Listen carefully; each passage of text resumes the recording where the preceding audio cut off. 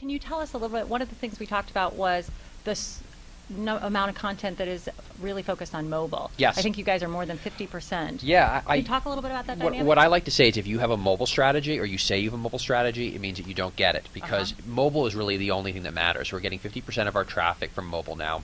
That's even higher indexing for millennials, and I think that mobile will be 70 to 80% of our traffic within 18 to 24 months. And it's really all about mobile web because people are getting to content through the Facebook app or the Twitter app on their phones.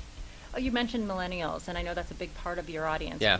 What's different about how they consume media, the kind of media that they want? It's a little bit of a mix of what you see on BuzzFeed. Yeah. How do you guys think about that from an editorial perspective? It's a generation that's never grown up watching the evening news or subscribing to a newspaper, and it's a generation that traditional sections don't necessarily make sense for because they're really web native. So we give them real hard-hitting news. We do real politics, real technology, real style, but we focus on shareable content, and our lightweight content is internet culture, memes, animals, because for this generation, that's what makes sense instead of a fine dining section or a museum section.